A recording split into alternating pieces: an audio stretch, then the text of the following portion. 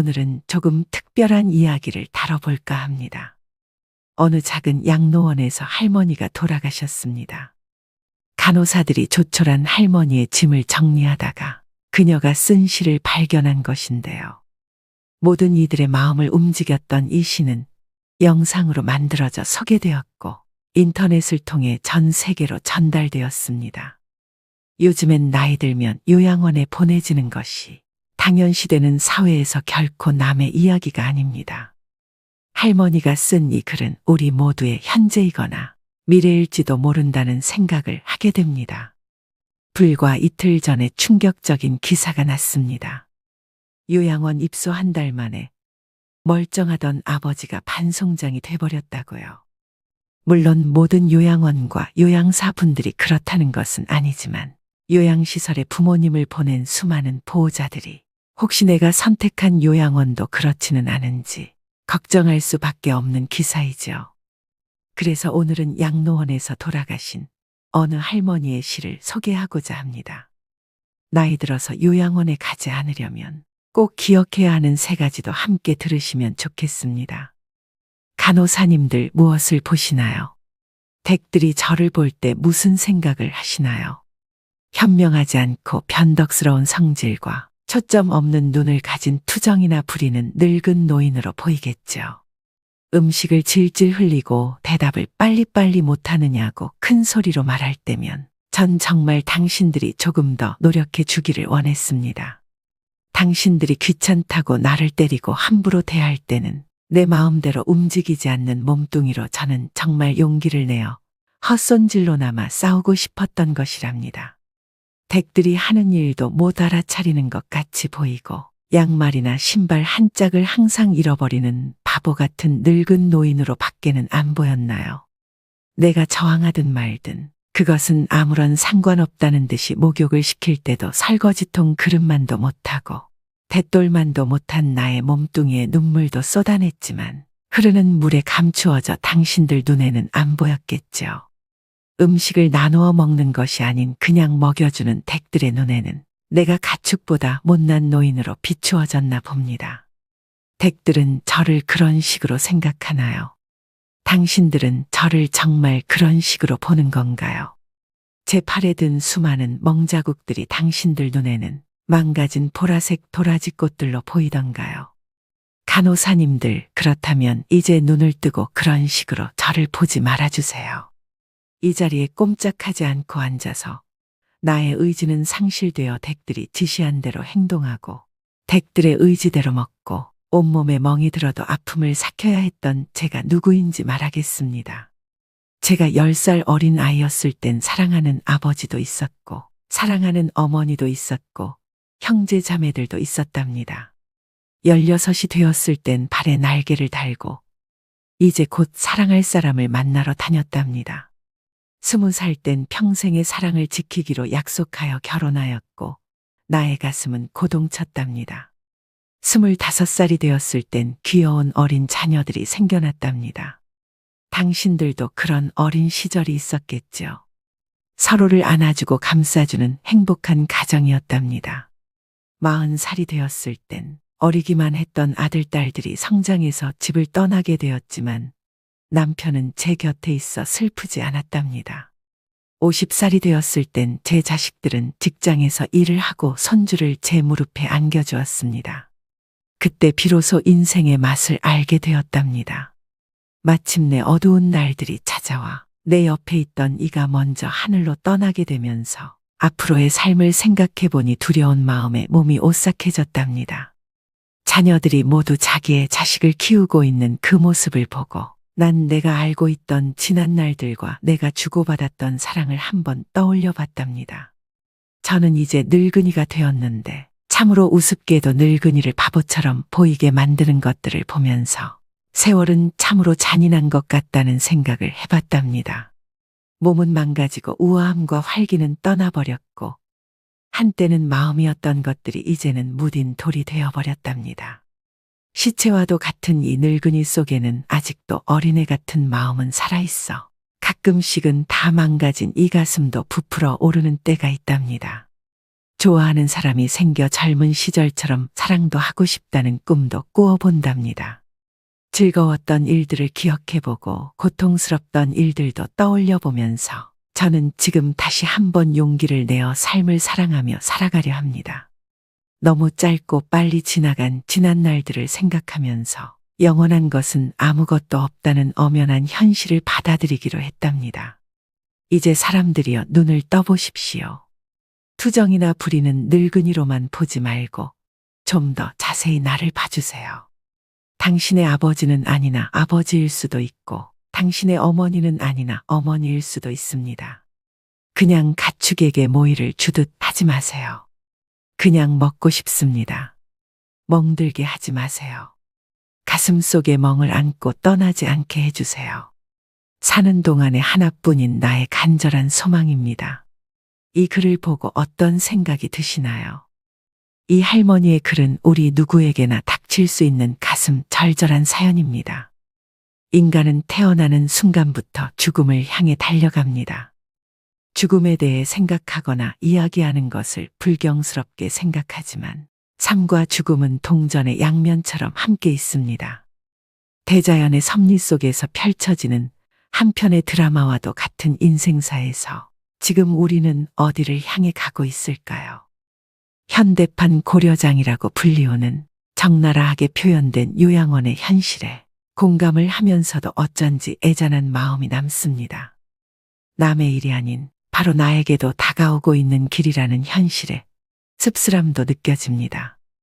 우리는 왜 요양병원에 가야 하는가?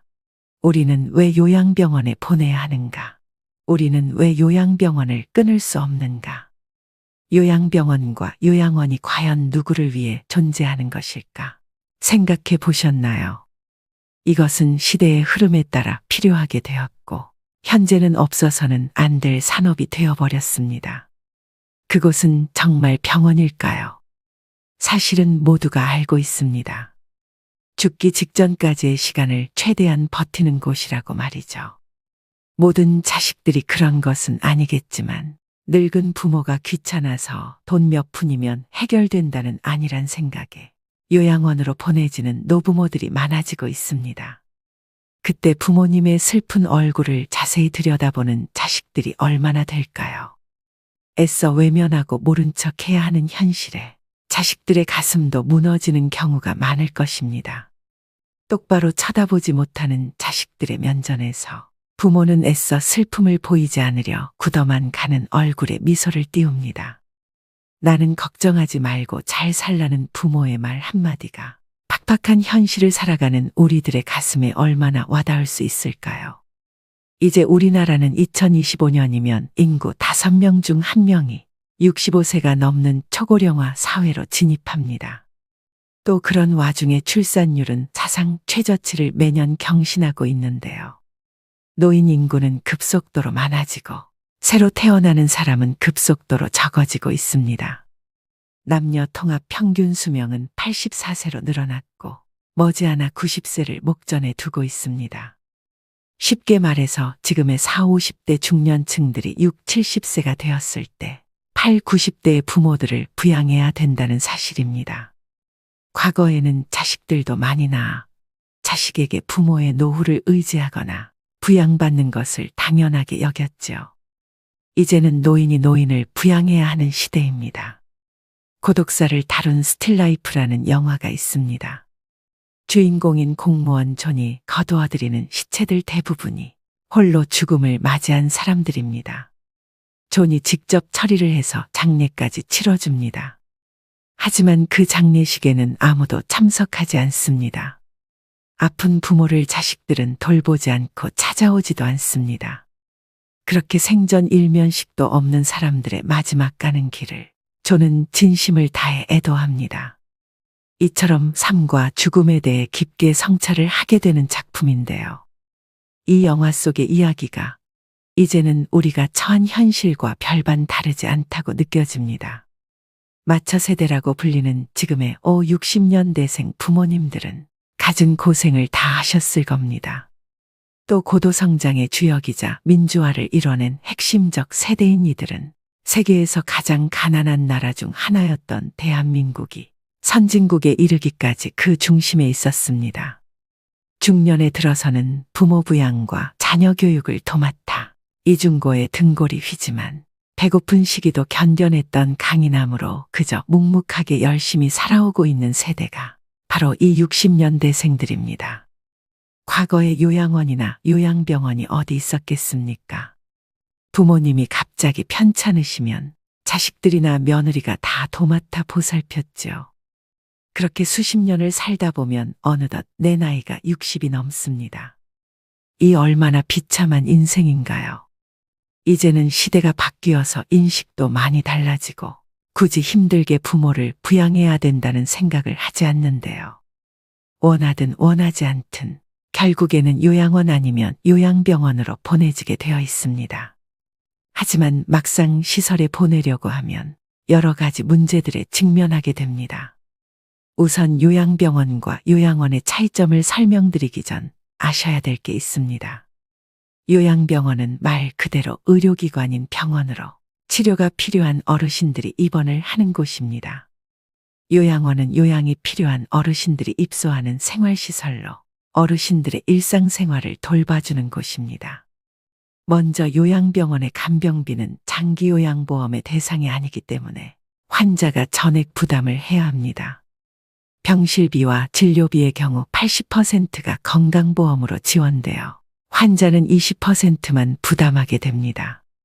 시설에 따라 다르겠지만 요양병원에 입원 시 평균적으로 월 60만 원에서 80만 원 정도이며 재활치료를 포함할 경우 100만 원에서 120만 원까지 증가할 수 있습니다. 시설 정도에 따라 들어가는 돈은 차이가 있지만 기저귀 값 등 부수적인 비용을 더하면 최소 110만 원 정도는 잡아야 되는 것이죠. 요즘 요양병원이 여기저기 우후죽순으로 생겨나고 있습니다. 그중 어떤 곳은 환자 유치에만 집중해서 시설 투자나 서비스질에 대해서는 관리가 제대로 되지 않는 곳이 많은데요. 그런 곳은 간병비는 싸더라도 실제로 입소하게 되면 삶의 질이 떨어지게 됩니다. 그래서 가격이 합리적이면서도 좋은 요양병원을 찾기란 하늘의 별 따기라는 것입니다. 두 번째로 요양원은 만 65세 이상이거나 65세 미만인 경우 치매, 뇌혈관 질환 등 노인성 질환을 앓고 있는 어르신 중 장기요양 등급을 받아야 입소가 가능합니다. 또 요양원은 요양병원과 다르게 상주하는 의료인이 없습니다. 의사가 없기 때문에 제때 치료를 받지 못하는 경우도 많이 발생하는데요. 그래서 사회적으로 이슈가 된 경우들도 많습니다. 국비 지원이 된다고 하지만 그게 얼마나 질이 좋은 서비스를 제공할까요? 실제로 지금 요양원의 구조는 인력이 부족해 혼자서 환자 20에서 30명을 보는 상황이라고 합니다. 상대적으로 지원이 많은 국공립 요양시설은 대기가 많아 들어가기도 어렵습니다. 하루가 멀다 하고 언론에서는 요양원의 실체에 대해 보도하고 있습니다. 불과 얼마 전 이런 기사가 떴는데요. 요양원에 입소한 80대 노인이 입소 3개월 만에 다리를 절단해야 하는 상황에 처했다고 합니다. 그동안 가족들이 한 달에 한 번 요양원을 찾아 상처 부위를 보여달라 했지만 치료한 지 얼마 안 돼 붕대를 풀 수 없다는 이유로 거절했다고 합니다. 하지만 3달 만에 확인한 할아버지의 상태는 얼핏 보기에도 매우 심각한 상태였습니다. 짓물린 듯한 흔적도 있고 심지어 살이 썩어 뼈가 드러난 곳도 볼 수 있었다고 합니다. 가족들은 할아버지의 상태를 보고 큰 충격에 빠졌습니다. 자녀들 말에 따르면 할아버지는 요양원 입소 전까지 거동에 별다른 문제가 없었다고 합니다. 그런데 지금은 음식조차 스스로 먹지 못하는 상황이 되었고 음식을 먹으려면 콧줄을 이용해야만 한다고 합니다. 결국 무릎 밑을 절단해야 하는 상황이 불가피하다고 합니다. 진실은 무엇일까요? 계속되는 요양원의 학대 문제, 해결책은 없는 것일까요? 요양원은 종신형을 받은 죄수를 가두는 감옥이 아닙니다. 그런데 한국의 요양원은 꼭 감옥 같다고 말씀하시는 분들이 많습니다. 죽음마저도 두렵고 비참하게 만드는 이 현실이 너무도 안타까울 뿐입니다. 매스컴에서 이런 소식을 자주 접하면서 노인분들은 요양시설에 들어가는 것 자체가 내가 이제 죽으러 가는구나 라고 생각합니다. 인생의 끝자락에서 모든 것과의 이별을 준비해야 함을 알면서도 자식에게 버림받는 느낌을 받는 분들도 많습니다. 자식들도 당장 먹고 살기에 급급해서 늙고 병든 부모를 감당하기 힘들기 때문에 시설에 보내는 것은 부정할 수 없는 사실일 것입니다. 평소 자식에게 좋은 부모가 아니었다면 그 결정은 불보듯 뻔할 것입니다. 여러분 한번 생각해 보세요. 아무리 좋은 해외여행이라도, 아무리 좋은 호텔이라도 막상 집으로 돌아오면 집이 최고라고 느끼는 것이 당연합니다. 내가 아무리 풍족해서 최고급 요양시설에 들어간다고 해도 내 집만한 곳이 없다고 생각될 텐데요. 나이가 들수록 내게 익숙한 환경과 익숙한 사람들이 있는 곳이 제일 좋다는 의미입니다. 많은 사람들은 어떻게 죽을지 준비하는 것을 간과하고 삽니다. 나이가 들면 자연스럽게 생각해 볼 문제라고 생각됩니다. 이 모든 것이 거스를 수 없는 시대의 흐름이라면 막연하게 걱정만 하고 있기보다는 그 시기를 최대한 늦출 수 있는 방법을 찾아야 되지 않을까요? 나이 들어 요양원에 가지 않고 독립하여 건강한 노후를 보내려면 이것 세 가지만 기억하시면 좋겠습니다. 첫 번째는 신체적 독립입니다. 나이 들어서 요양원에 가지 않고 자식에게 의존하지 않으려면 육체적으로 독립할 수 있어야 됩니다.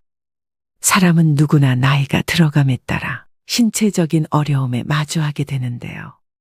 50대, 60대부터 얼마나 건강관리를 잘했느냐에 따라 노후의 삶은 지옥이 될 수도 천국이 될 수도 있습니다.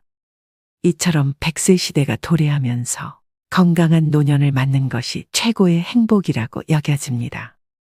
우선 건강 수명을 늘리려면 기초 체력을 유지하는 것이 매우 중요합니다. 이를 위해서는 근력 운동을 필수로 하셔야 됩니다.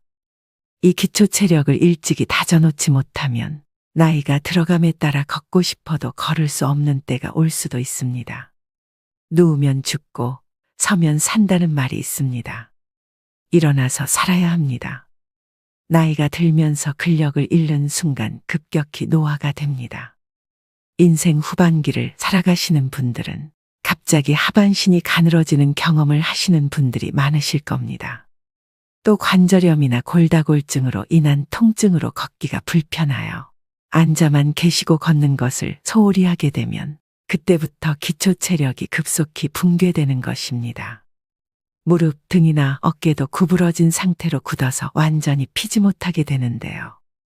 이 모든 것은 근력이 약해져서 근육이 우리 몸을 지탱해주지 못해서입니다. 이러한 증상이 심해지면 팔과 다리에 힘이 빠져 일상생활을 정상적으로 할 수 없게 됩니다. 노후에 자식이나 다른 사람에게 의존하지 않고 독립적인 노후를 보내려면 근력을 유지하는 것이 그 무엇보다도 중요합니다. 그렇다면 무병장수의 열쇠는 무엇일까요?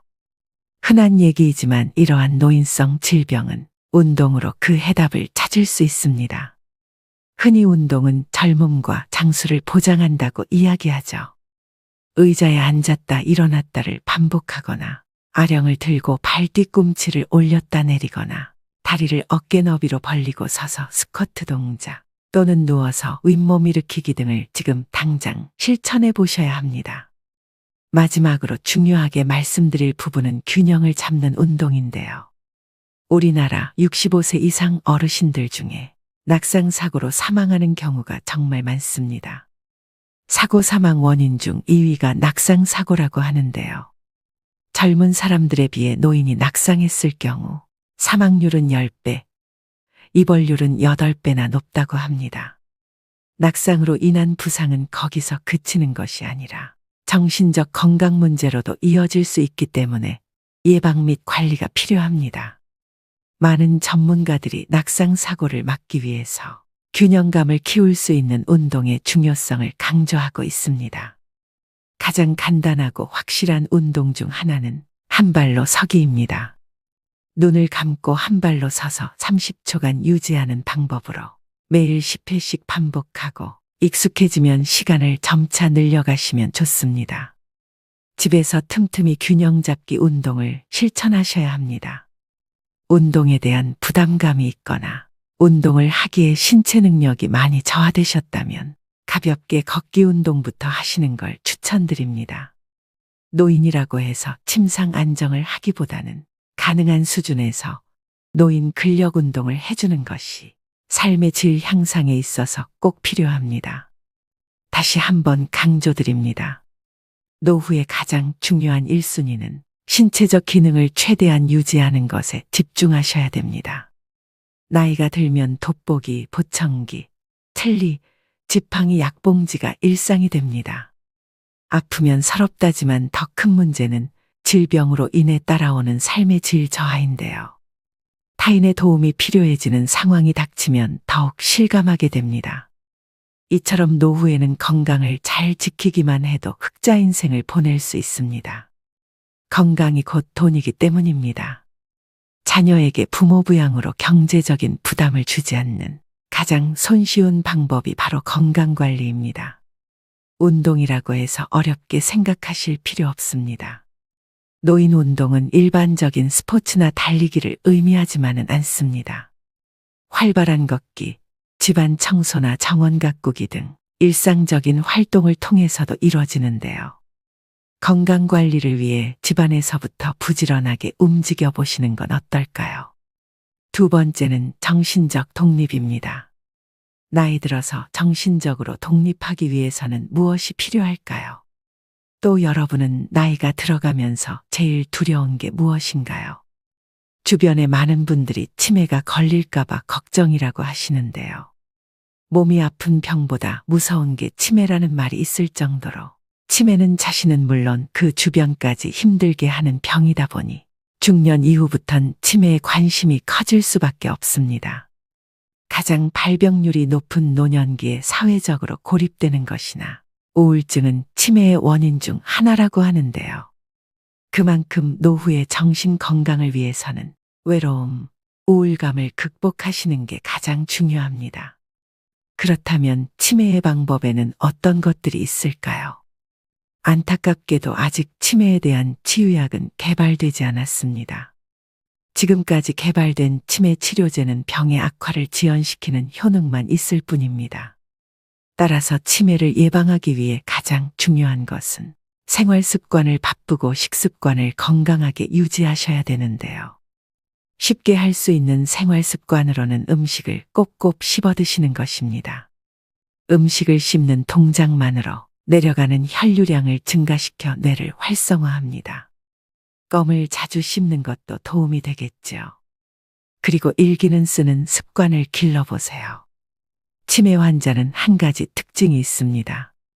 치매 초기에는 단기 기억을 회상하는 데 어려움을 겪습니다. 그 이유는 단기 기억을 담당하는 뇌기관인 해마가 손상되었기 때문인데요. 이를 예방하려면 매일 일기를 쓰는 버릇을 기르는 게 좋습니다. 일기를 쓰면서 해마를 자극하고 퇴화되는 것을 방지하고 심지어 그 기능을 향상시킵니다. 뇌는 지속적인 자극을 원합니다. 그 중에서도 가장 좋은 자극은 새로운 자극인데요. 내가 평소 하고 싶은 일들을 실천하면서 생활에 활력을 주셔야 됩니다. 그리고 늘 웃으며 생활하세요. 전문가들은 웃으면 뇌가 젊어진다고 말합니다.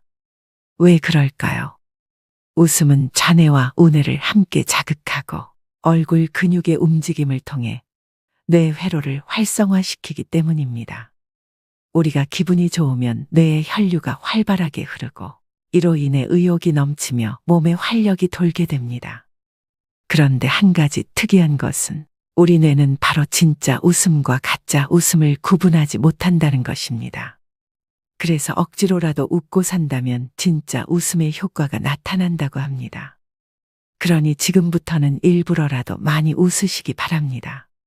또 무엇보다 사회적 고립과 우울증을 예방하기 위해 지속적으로 사회 활동을 하고 마음 맞는 사람들과 꾸준히 만나면서 소통하는 것이 중요합니다. 집에 혼자 있는 것은 치매로 가는 지름길이라는 것을 명심하셔야 됩니다. 가족이나 친구와의 만남, 취미 동아리 모임 등에 참여해 활발하게 활동하는 것이야말로 뇌에 좋은 자극을 줍니다. 종합적으로 노후의 정신적인 건강을 위해서는 긍정적인 마음으로 스트레스를 해소하고 혼자 있지 마시고 여러 사람들과 자주 어울리면서 즐겁게 사셔야 합니다. 부정적인 생각은 버리시고 지나간 과거를 후회하지 마세요. 하루하루를 즐겁게 보내는 생활을 하시기 바랍니다. 마지막 세 번째는 경제적 독립입니다. 길어진 노후를 대비해서 젊은 시절부터 경제적 자립을 위한 준비를 하셔야 됩니다. 더구나 노후의 자식에게 짐이 되지 않으려면 경제적으로 여유가 있어야 하겠죠. 자식을 키우다 보면 돈이 들어가는 일이 상당히 많은 것이 사실인데요.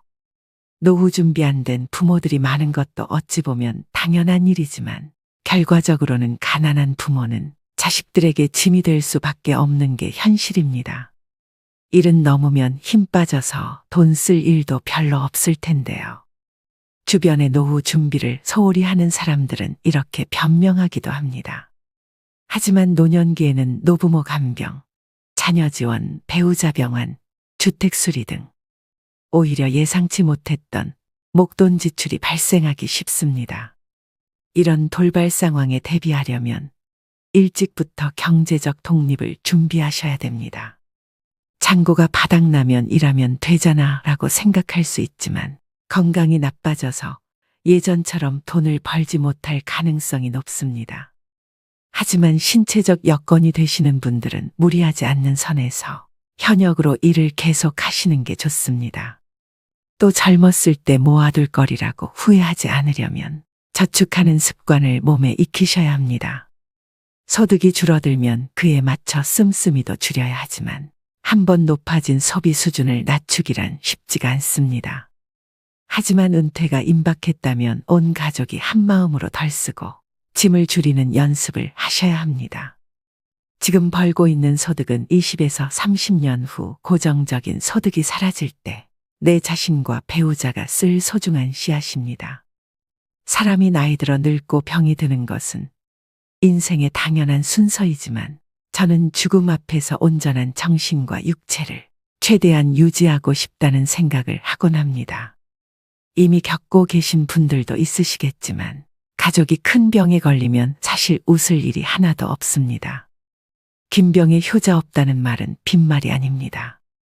가족 모두가 괴롭고 힘들어집니다.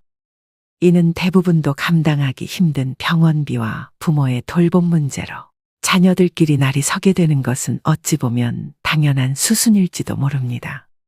그 모습을 바라보는 부모는 얼마나 마음이 아플까요? 아무것도 해줄 수 없는 현실에 그저 눈물만 흐를 것입니다. 자식들도 먹고 살기 힘든 현실이기 때문에 부모의 부양은 정신적, 경제적으로 많은 부담으로 다가옵니다. 노후에 이런 비참한 일이 현실로 일어나지 않기 위해서는 하루라도 더 일찍 노후 준비를 하셔야 합니다. 지금 바로 움직이셔야 됩니다. 마지막으로 황혼의 나이에 무조건적인 자녀 지원은 독이 될 수 있습니다. 경제적으로 자립하지 못했다고 해서 계속 퍼주면 내 노후가 먼저 무너지게 됩니다. 자식에게 한 푼도 안 주면 맞아 죽지만 다 주면 굶어 죽고 밥만 주면 무서워 죽는다는 말은 우스갯소리지만 그 속에 뼈가 있음을 명심하셔야 됩니다. 이처럼 나이가 들수록 다른 사람이나 가족에게 의존하지 말고 독립적으로 독하게 살아가야 합니다. 그래야만 노후에도 경제적으로 자립하여 건강하고 행복한 노후 생활을 할 수 있습니다. 오늘의 영상 어떠셨나요? 나이 들어 자식에게 의지하지 않고 행복한 노후를 보내려면 말씀드린 세 가지만 꼭 지키셔도 충분하다고 생각합니다. 잘 산 인생은 높은 자리에 오르고 성공한 것이 아니라 매일 죽어도 여한이 없는 삶입니다. 누구나 죽는다는 것을 알고 있지만 마치 영원히 살 것처럼 오늘 하루를 허투루 보냅니다. 그러니 최선을 다하는 하루하루를 적금처럼 쌓아나가서 마지막 가는 길에 여한을 남기지 마시길 바랍니다. 지금 내가 하고 있는 모든 행동들이 나의 미래가 됩니다. 아직 늦지 않았습니다. 내 아름다운 노후를 위해 움직이고 또 움직이셔야 됩니다. 오늘도 노후의 지혜와 함께 해주셔서 감사드립니다. 황금빛으로 무르익어가는 여러분의 지혜로운 인생을 언제나 응원합니다.